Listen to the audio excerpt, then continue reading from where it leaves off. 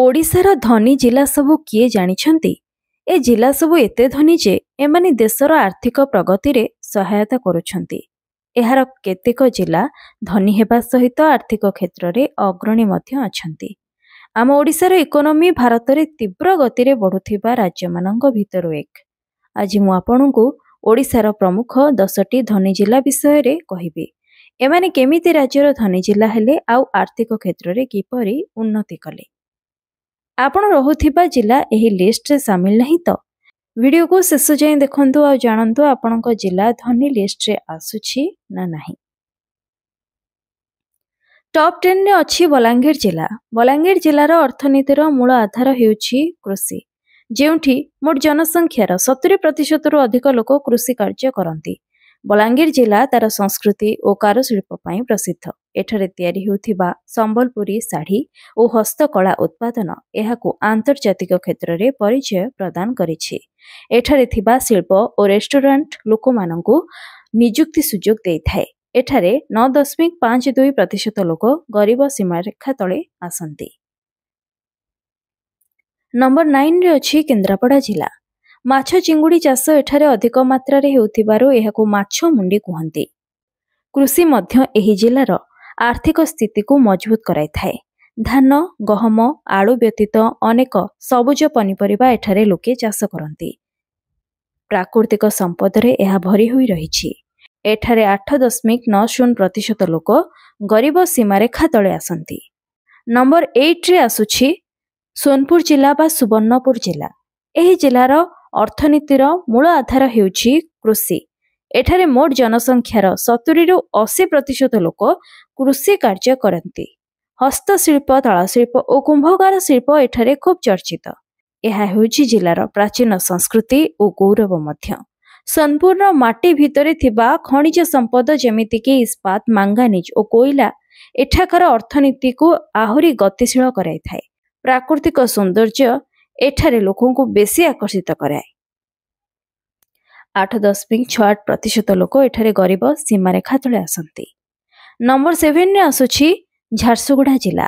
एहाको ओडिशार cluster of industry बोली कुहा जाए, कारण एठारे अनेक बृहत शिल्प रहिछि। एहार अर्थनीतिर मूल स्रोत हेउछि आल्युमिनियम उत्पादन। एठारे नाल्को और वेदांत शिल्प अर्थनीति रे गुरुत्वपूर्ण स्थान नैछंती। एमाने सारा देश रे परिचित। एठारे अनेक थर्माल पावर प्लांट अछि। एहा ओडिशार ऊर्जा राजधानी रूपे परिचित मध्य होइथाय। एठारे आयरन और स्टील अधिक मात्रा रे उत्पादन करा जाए। एठारे कृषि कार्य मध्य लोकमाने करिथांती, जहाकि एहार अर्थनीति को आहुरी शक्ति जोगाए।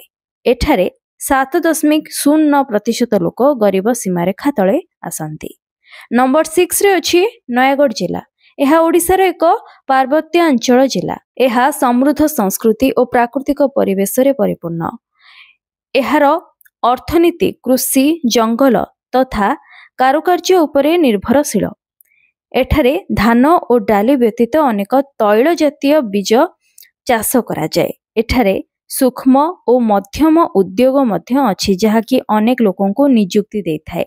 हस्तशिल्प और दुग्ध उत्पादन देशर अर्थनीति को मजबूत कराइथाय। एठारे 6.63% लोक गरीब सीमारेखा तले अछंती। नंबर 5 रे आसुछि गंजाम जिला। एही जिलार अर्थनीति मुख्यतः कृषि, माछ चाष और वाणिज्य उपरे निर्भर होइथाय। माछ चाष एहार अर्थनीति को बेस मजबूत कराइथाय। चिलिका ह्रद एहार अन्य एक मूल संपद। एठारे भिन्न भिन्न प्रकारर माछ चाष और चिंगुड़ी चाष करा जाए। गंजामर अनेक लोक अन्य देश रे श्रमिक भाबे काम करंती, जहा पई विदेशी मुद्रार आगमन हुए। जिलार गोपालपुर बंदर व्यवसायर एक मुख्य स्रोत अटे। एठारे 70% लोक कृषि उपरे निर्भरशील। तेणु एठारे केवल 6.31% लोक गरीब सीमारेखा तले आसंती। नंबर 4 रे रहिछि कटक। कटकर अर्थव्यवस्था एहार पर्यटन और वाणिज्य कारबार उपरे निर्भर करे। एठारे थिबा शिल्प मध्यरे स्टील, इलेक्ट्रिसिटी, ऑटोमोबाइल, मिश्र धातु और फायर क्ले अंतर्भुक्त रहिछि। एठारे कृषि ठु आरंभ करी बयन शिल्प, हस्तशिल्प और तारकसी काम आदि अर्थनीति को सुदृढ़ कराए। ତେଣୁ ଏହାର ଜିଡିପି ମଧ୍ୟ ସବୁ ସହରମାନଙ୍କଠୁ ଅଧିକା। ରାୟପୁର ପରେ ପୂର୍ବ ଭାରତରେ କଟକ ସହର ଭାରତରେ ତୃତୀୟ ବୃହତ୍ତମ ହବ୍ ବୋଲି ଜଣାଯାଏ। ରାଜ୍ୟର ପୂର୍ବତନ ରାଜଧାନୀ ଓ ଏକ ବଡ଼ ବ୍ୟବସାୟିକ ହବ୍ ହୋଇଥିବାରୁ ଅନେକ ସରକାରୀ ଓ କର୍ପୋରେଟ୍ ଅଫିସ ଏହିଠାରେ ରହିଛି। ଏଠାରେ 6.31% ଲୋକ ଗରିବ ସୀମାରେଖା ତଳେ ଆସନ୍ତି। ନମ୍ବର 3ରେ ଅଛି ଖୋର୍ଦ୍ଧା ଜିଲ୍ଲା, ଯାହାର ଅର୍ଥନୀତି କୃଷି, ବ୍ୟବସାୟ, ପର୍ଯ୍ୟଟନ ଓ ଶିଳ୍ପ ଉପରେ ପର୍ଯ୍ୟବେସିତ। ଏଠାରେ ଅନେକ ଲୋକ ଧାନ ଚାଷ କରନ୍ତି। ହଳଦୀ ଓ ନଡ଼ିଆ ଚାଷ ବି ଅଧିକା କରାଯାଏ। ଏଠାରେ ଅନେକ ଶିଳ୍ପ ଥିବା ବେଳେ ଆଇଟି ସେକ୍ଟର ଜିଲ୍ଲାର ଅର୍ଥନୀତିକୁ ଆହୁରି ସୁଦୃଢ଼ କରାଏ। ଏହା ଏକ ବୃହତ ବ୍ୟବସାୟିକ କେନ୍ଦ୍ର। ଏଠାରେ ଅନେକ ପର୍ଯ୍ୟଟନ କ୍ଷେତ୍ର ରହିଛି। ଏଠାରେ ମାତ୍ର 3.95% ଲୋକ ଗରିବ ସୀମାରେଖା ତଳେ ଆସନ୍ତି। ନମ୍ବର 2ରେ ଜଗତସିଂହପୁର ଜିଲ୍ଲା। ଏହା ମଧ୍ୟ କୃଷି, ମାଛ ଚାଷ, ଉଦ୍ୟୋଗ ଓ ପାରମ୍ପରିକ ହସ୍ତଶିଳ୍ପ ଉପରେ ନିର୍ଭରଶୀଳ। ଏଠାରେ ଅନେକ ଲୋକ ଜୀବିକା ପାଇଁ କୃଷି ଉପରେ ନିର୍ଭର କରନ୍ତି। ଏହା ନିଜର ଲୋକାଲ ହସ୍ତଶିଳ୍ପ ଓ ପାରମ୍ପରିକ ଅବଦାନ ରଖିଛି। ଏଠାରେ 3.53% ଲୋକ ଗରିବ ସୀମାରେଖା ତଳେ ଆସନ୍ତି। ଶେଷରେ ନମ୍ବର 1ରେ ଆସୁଛି ପୁରୀ ଜିଲ୍ଲା। ଓଡ଼ିଶାର ସମସ୍ତ ଧନୀ ଜିଲ୍ଲାମାନଙ୍କ ଭିତରୁ ପୁରୀ ପ୍ରଥମ ସ୍ଥାନରେ ଆସେ। ଏହାର ଅର୍ଥନୀତିର ମୂଳ ଆଧାର ହେଉଛି ପର୍ଯ୍ୟଟନ କ୍ଷେତ୍ର, କୃଷି ଓ ମାଛ ଚାଷ। ଏଠାରେ ଥିବା ଆମ ଜଗନ୍ନାଥ ଧାମ ସାରା ଦୁନିଆରେ ପ୍ରସିଦ୍ଧ। ଲକ୍ଷ ଲକ୍ଷ ଲୋକ ଏଠାକୁ ବୁଲିବାକୁ ଆସିଥାନ୍ତି, ଯାହାକି ଏହାର ଅର୍ଥନୀତିକୁ ଆହୁରି ବଳ ଦେଇଥାଏ। ପୁରୀ ରଥଯାତ୍ରା ସାରା ବିଶ୍ୱରେ ପ୍ରସିଦ୍ଧ। ଏମାନଙ୍କର ମୁଖ୍ୟ ଜୀବିକା ହେଉଛି କୃଷି। ଧାନ ଚାଷ ଏଠାରେ ପ୍ରମୁଖ ଫସଲ ହୋଇଥାଏ। ମାଛ ଓ ଚିଙ୍ଗୁଡ଼ି ଚାଷ ଏହାର ଅର୍ଥନୀତିକୁ ଆହୁରି ମଜବୁତ କରାଏ। ଯଦି ହସ୍ତଶିଳ୍ପ କଥା କହିବା ତାହେଲେ ପିପିଲିର ଚାନ୍ଦୁଆ ଓ ରଘୁରାଜପୁରର ପଟ୍ଟଚିତ୍ର ସବୁଠୁ ଲୋକପ୍ରିୟ ଏବଂ ପ୍ରସିଦ୍ଧ ମଧ୍ୟ। ଏଠାରେ କେବଳ 3.29% ଲୋକ ଗରିବ ସୀମାରେଖା ତଳେ ଆସନ୍ତି। ତ ଏମାନେ ହେଉଛନ୍ତି ଓଡ଼ିଶାର ଟପ୍ ମୋଷ୍ଟ 10ଟି ଧନୀ ଜିଲ୍ଲା।